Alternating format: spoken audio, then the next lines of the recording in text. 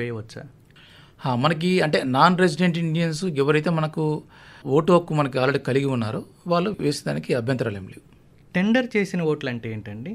అంటే మనకు అంటే ఒకవేళ ఏదైనా ఓటు హక్కు ఆల్రెడీ వినియోగించుకున్న తర్వాత మళ్ళీ ఎవరన్నా ఇంకొక వ్యక్తి వచ్చేసి ఇది లేదు నా ఓటు అని పొరపాటున ఏదైనా ఇన్ కేసు ఏదైనా రైజ్ చేస్తే అటువంటి క్రమంలో ప్రిసైడింగ్ ఆఫీసర్కి మనకు election commission of guide lines ప్రకారం ఒక పద్ధతి ఉంది.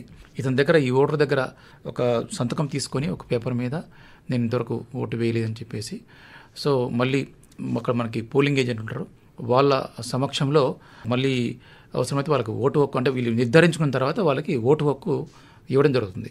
అయితే ఒకవేళ పొరపాటున అంటే మళ్ళీ ఏదైనా మనకి అధికారులను ఇబ్బంది పెట్టే విధంగా లేదంటే ఓటు వేసిన తర్వాత కూడా మళ్ళీ ఏదైనా ఇతర రూపంలో ఓటు వేయాలని ప్రయత్నం చేస్తే అది శిక్షార్హులు కూడా.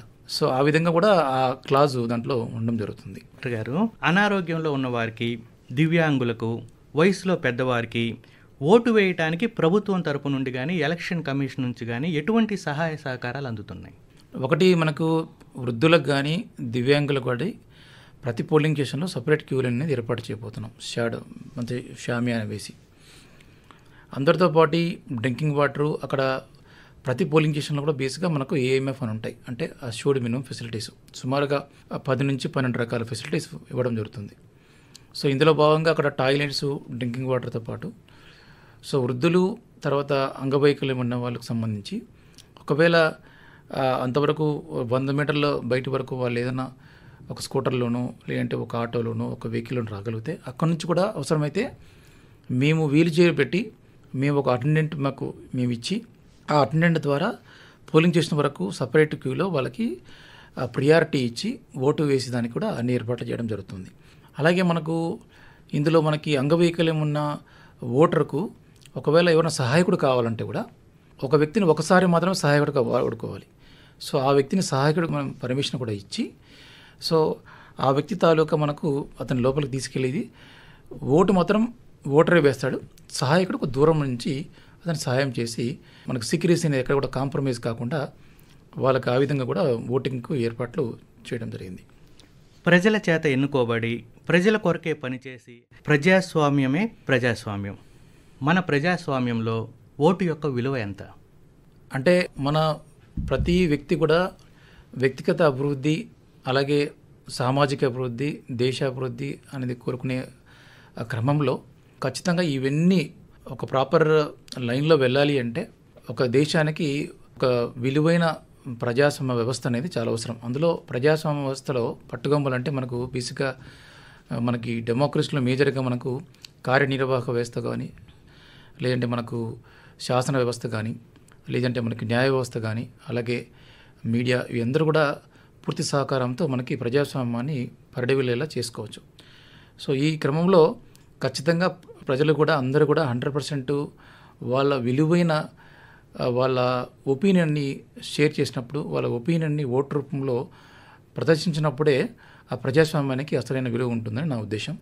అటువంటి ప్రజాస్వామ్యమే ప్రపంచంలో పరిడవిల్లుతుంది, కొనియాడబడుతుంది అన్నది నా ఉద్దేశం. కలెక్టర్ గారు, నా ఒక్కరి ఓటు వల్ల అభ్యర్థులు గెలుస్తారా, లేకపోతే పార్టీలు మారతాయా, అధికారం చేపడతారా, ప్రభుత్వాలు ఏర్పడతాయా అనే భావన నుండి ప్రజలు మారి ఓటర్లు మారి నా ఓటుకి ఎంతో ప్రాముఖ్యత ఉంది, 100% ఓటింగ్ జరగాలి అని అనుకోవాలంటే మనం ఏం చేయగలం? అంటే ప్రజాస్వామ్యంలో ప్రతి వ్యక్తి యొక్క ఓటు కూడా విలువైనదే. మనకు ఓటింగు పూర్తయి కౌంటింగ్ పూర్తయిన క్రమంలో దేశంలో చాలా ఎన్నికలు మీరు గమనిస్తే ఒక్క ఓటుతో భవిష్యత్తు అంటే జాతకాలు మారిన సందర్భాలు ఉన్నాయి. ఒక్క ఓటుతో మనకు ప్రజాస్వామ్యంలో ఎమ్మెల్యేగా కానీ లేదంటే ఎంపీగా కానీ గెలిచిన సందర్భాలు ఎన్నో ఉన్నాయి. ఇక్కడ మన అనకాపల్లిలో కూడా ఐ థింక్ ఒకసారి ఒక ఓటుతో కూడా ఒక ఎంపీ కూడా గెలిచిన సందర్భం కూడా ఉంది. సో ఒకటి ఏంటంటే ప్రతి వ్యక్తి కూడా ఓటు వేయాలని నిర్ణయించుకోవాలి. ఆ ఓటు యొక్క విలువ ప్రజాస్వామ్యానికి ఎంతో ముఖ్యమని భావించాలి. అలాగే మనకు ఒక్క ఓటుతో ఏ విధంగా అభ్యర్థి గెలుస్తాడో అలాగే ఒక్క ఎమ్మెల్యే కానీ ఒక ఎంపీ కూడా ఒక గవర్నమెంట్ని కూడా శాసించగల అవకాశం ఉంది. అటువంటి సందర్భాలు ఎన్నో చూశారు ప్రజలు. ఈ సుమారుగా 70 సంవత్సరాల ప్రజాస్వామ్య చరిత్రలో ఇంకా ఎక్కువ చూశారు.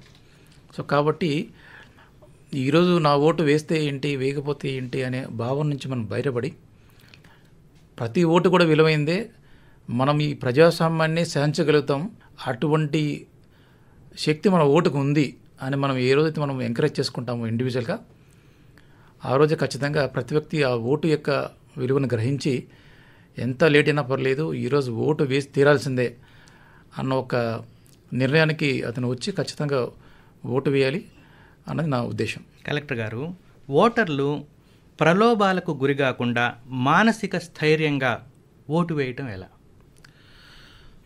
మనకి అంటే ప్రజాస్వామ్యం మనకి రాను రాను కొన్ని ఛాలెంజెస్ ఫేస్ చేస్తూ ఉంది.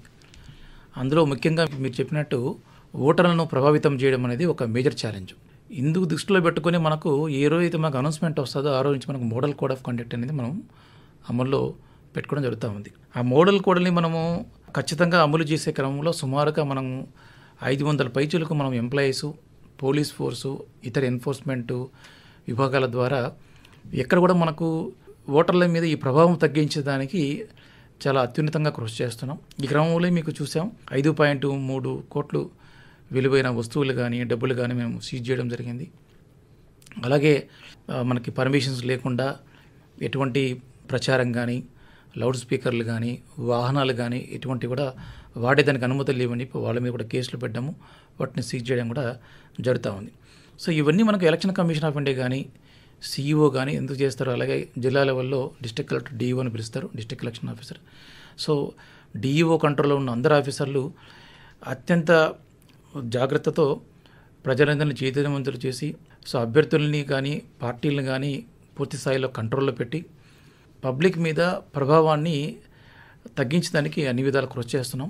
సో ఒకటే పబ్లిక్ నేను చేసే రిక్వెస్ట్ ఏంటంటే ఓటర్లందరూ కూడా సో 100% మీరు ఓటు వేసేదానికి ప్రయత్నం చేయండి. దయచేసి ఎంత దూరంలో ఉన్నా కానీ మీ విలువైన ఓటుని పొరపాటును కూడా మీరు మిస్ చేయకండి. మన జీవితంలో కొన్ని అత్యంత ఆనందమైన క్షణాలు ఉంటాయి. ఖచ్చితంగా ఓటు వేస్తే కూడా మీకు జీవితంలో ఆ 5 ఏళ్లలో అత్యంత ఆనందమైన క్షణాల్లో ఆ ఓటు వేసిన క్షణం కూడా మీరు గుర్తుపెట్టుకునే విధంగా అది ఆనందమైన క్షణంగా మీరు జరుపుకోవాలని నేను అందరినీ కోరుకుంటూ, మీ మీద ఎటువంటి ప్రభావం లేకుండా, ఎవరు ప్రభావితం చేయకుండా అన్ని ప్రయత్నాలు మేము చేస్తున్నాము. వేల సంఖ్యలో సిబ్బంది నిరంతరం దీని మీద నిఘా పెట్టి ఎటువంటి డబ్బులు పంపకాలు జరగకుండా, లేదంటే మెటీరియల్స్ కానీ మెటల్స్ కానీ పంపకాలు జరపకుండా అన్ని ప్రయత్నాలు అయితే చేయడం జరుగుతూ ఉంది. సో ప్రజలు కూడా నా విన్నపం ఏంటంటే మీరు కూడా వాటి వైపు చూడవద్దు, వాటికి మీరు లొంగవద్దని ప్రజలందరికీ నేను విన్నపం చేయడం జరుగుతాం. కలెక్టర్ గారు, చివరిగా ప్రపంచంలో అత్యధిక యువత ఉన్న అతిపెద్ద రెండో దేశం భారతదేశం. యువతకి ఎంతో ఇంపార్టెన్స్ ఉంది. యువత కూడా ఓటింగ్ బూత్కు వచ్చి వాళ్ళు ఓటు వేసే విధంగా, వాళ్ళు మోటివేట్ చేసే విధంగా మీరేం చెప్తారు? అంటే మనకి యువతకి అంటే ఒక very exciting experience. First timers చాలామంది ఉంటారు. ఫస్ట్ టైం అసలు ఓటుకు తీసుకోవడం అనేది ఒక ఎగ్జైట్మెంట్ ఉంటుంది. తర్వాత ఓటును వినియోగించుకోవడం అనేది రెండో ఎగ్జైట్మెంట్. దీన్ని మన ఓటు ద్వారా మన ప్రజాస్వామ్యాన్ని నిర్ణయిస్తున్నాం అనేది ఒక మూడో ఎగ్జైట్మెంట్. సో అలాగే మీరు గమనిస్తే యువతకి ఎనర్జీ పరంగా చాలా ఎక్కువ ఎనర్జీ ఉంటుంది. సో ఆ యువశక్తిని మనం ప్రాపర్గా ఛానలైజ్ చేసుకోవాల్సిన అవసరం ఉంది. సో ఈ క్రమంలో ఎలక్షన్ కమిషన్ ఆఫ్ ఇండియా వాళ్ళు ఇప్పటికే అంటే మనకు 18 to 19 years అందరినీ కూడా ఓటు హక్కు వేసుకునేలా మనము Form 6 ఇచ్చి ఓటు హక్కుని వాళ్ళకి తీసుకోవడం జరిగింది. ఇది కాకుండా ఈవెన్ తక్కువ వయసు ఉన్నా కానీ ప్రాస్పెక్టివ్ ఓటర్స్, అడ్వాన్స్డ్ ఓటర్స్ కింద వాళ్ళ కూడా Form 6 తీసుకొని వాళ్ళందరూ కూడా ఓటు హక్కు అంటే 18 years నిండి వచ్చే టైంకి ఖచ్చితంగా మనకి ఆ టైంకి వాళ్ళకి ఓటు హక్కు వచ్చే టైంకి ఆ వయసులో ఉన్న వాళ్ళని కూడా మనం ఓటుకి ఎన్రోల్ చేసుకోవడం జరిగింది. సో ఖచ్చితంగా వీళ్ళందరూ కూడా మనకి 3 నుంచి 4% మధ్య ఇటువంటి ఎక్కువ మంది ఉంటారు ఫస్ట్ టైమర్స్. సో అందరూ కూడా వాళ్ళు నిర్ణయాత్మకంగా మారుతారు, వాళ్ళు సరైన దిశగా ఆలోచిస్తారని నాకు నమ్మకం ఉంది. అండ్ సరైన దిశగా ఆలోచించడం పాటు మీరు సరైన నిర్ణయం తీసుకొని సరైన వ్యక్తికి మీరు బాటలు వేయాలి. ఖచ్చితంగా మీరు తీసుకునే నిర్ణయము, మీరు చూపించే ఉత్సాహము ఖచ్చితంగా ఒక మంచి ప్రజాస్వామ్యానికి బాటలు వేసినట్టుగా అవుతుందని నేను బలంగా నమ్ముతున్నాను.